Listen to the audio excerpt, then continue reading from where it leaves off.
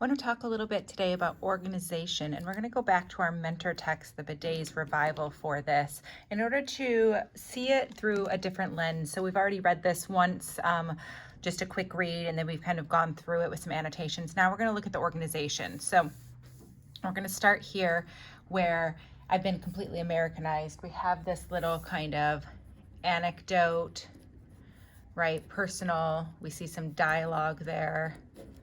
The bidet's gone, and then we have this brought in my time as travel editor. So she's creating here a bit of ethos or credibility, saying, hey, I've seen this all over the world and this is what it is.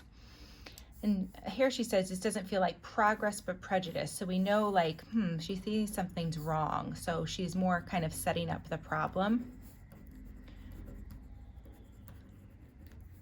And then we have Americans, right? So then we have the connection. So we know we are going to focus specifically on Americans and why they don't use the bidet. Americans fail to seal its appeal. So here we have part of the thesis, right? What's happening here is that, hey, they're not seeing the appeal to it. And then we go into background information. Background about, like, what is the bidet? This is definitely definition, right? There's some description in here, so you can tell the different modes of writing that we've been studying in our textbook are going to be employed in these type of things. Then as we continue on, we see history of it as it goes through, and we see this is organized chronologically. So depending on what your topic is, you can go by topic, you can go by time. There's many different ways, but that's the one that she is choosing here. Again, we have more definition of the root word, which we practiced. Then we have very specific examples, right? Exemplification, illustration. Right, we have this example, Marie Antoinette example. And then we have versions in the 1700s, a tiny bathtub. Its popularity soon spread. So here we're also kind of, this organization of time chronological is also kind of geographical, right? She's starting at the history of where it was in Europe, right? And then it's spreading over here. So we have France, and then here, Western Europe, and then Latin America, Middle East, and Asia. And here she's transitioning to this idea of the US, which was in her introduction. So she had to give some background before going into it. And I would say this background is pretty crucial to her writing. And oftentimes we as writers just want to rush into this where it's so focused, but readers really need that background information to understand kind of the evidence and how it all connects together. So here again, we have, World War II, before the war, and now we have kind of this question of, like, right, why was the bidet shunned? Well, because it was pregnancy preventative, maybe a form of birth control. Here she has an expert, right, Norman Hare. And think about when she's bringing in these experts, a little bit later than you would assume, right, normally, because she did a lot of that background, which in itself is a type of evidence. So here, bidets. Then she brings up this idea of menstruation. And this is one of her kind of key points here. And she comes back to it in the conclusion, if you remember. It says, right here, the US bidets recall the kind of feminine failing, women's sexuality, women's unwanted pregnancies, women's biology. As such, they were shunned. This is a really important point that she's making in her writing.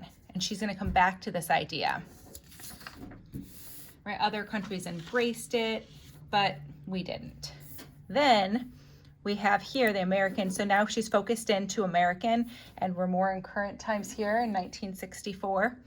She gives an example, right? Another studies have shown, so she's bringing outside evidence, right?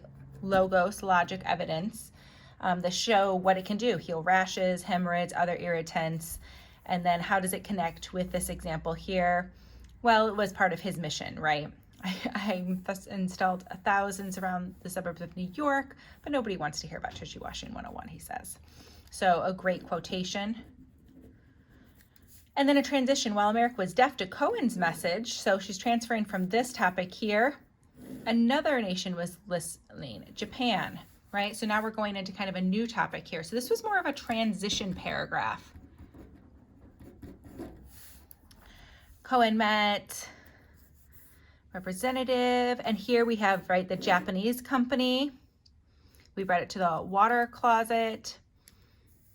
Washlet, a love child of cleanliness, right? And then the 1980s, it's a curiosity. Price. So here, this point here, she's discussing where the bidet was successful. And this is kind of, I would say, a compare contrast, right? Because she's saying Americans didn't want to do this, right? They were not against it necessarily, but they didn't embrace it. And she went into the World War II, and her understanding and her research has led her to believe that a lot of it was to do with these women issues and people not wanting to discuss them in America. However, she's now contrasting that with Japan and Japan's real embrace of this and how it really flourished there. So you can see this kind of compare and contrast within the essay. And then we're going to continue on. The United States, of course, largely ignored the bidet, right? Going back to the US, because she's talking about Americans here. And she says, what do they use instead? Well, instead, they use wet wipes, right? And then she gives some really concrete examples of wet wipes and how much, right? Wow, that's a huge statistic that people are spending on wet wipes in the United States, right? And then we have kind of this funny, right, rap song about go get your wipes, right? So inserting humor, which she does a few times, really works in her essay because she's talking about kind of a bathroom topic, something that like makes us kind of cringe or laugh. So she brings in the Fatbergs here, like, so this is another one of her important examples. And she says here, where is it? Environmental, right? This is another one of her topics. So she's saying, okay, what are her major points? Why aren't Americans using the bidet? Well, she believes with her research that one of it is because it's connected to women's, right? She says that on that second page there. And here she says it has to do with the environment. Like we're really hurting the environment because we are using these wet wipes instead, or these flushable kind of pads instead of using the bidet. So she's switching to saying, why did it happen? What are we doing instead? And how is that kind of hurting us as a country? I also do appreciate this when she talks about the owner of the Thinks Panty, because not the lewd ads. Where is it? Here. Stop washing with this frankness. She says, Federal Trade Commission, lewdness of his ads in the company. Oh, here we go. She says the company took a huge hit when Arguell was accused of sexual harassment. Sometimes we have problematic, I would say, research that's out there, and oftentimes students just want to leave it out of their essays. But the thing is, if your reader finds out about that and you haven't mentioned it, and you haven't discussed it and acknowledged it, it becomes this huge elephant in the room, and it's called cherry picking, which is one of those things that we don't want to do, right? One of those logical fallacies that we don't want to do. So we want to make sure that even if we have evidence that negates what we are thinking or argues against what we are thinking, we need to interact and put that in and kind of create this credibility of us as writers. And that's how she does it here. So I appreciate that part. Okay. What's happening here? Oh, she's saying, right, the Goldilocks 69. So now she's saying, hey, it's accessible. So she says, if it succeeds, it would be embraced for the very reason it was once shunned, these feminine associations, right? So she's going back to that. And maybe as it crosses the Atlantic, it can also cross the gender divide. So we can see this topic of kind of gender and women's kind of going throughout the essay, sprinkled throughout, and it's not necessarily blocked, it's more woven throughout, but also the environmental as well. So think about how this essay sets up kind of the problem, goes through the information, uses the modes we have discussed, a lot of those narrations and descriptions woven within this informational and claims type essay as you are looking at writing your essay.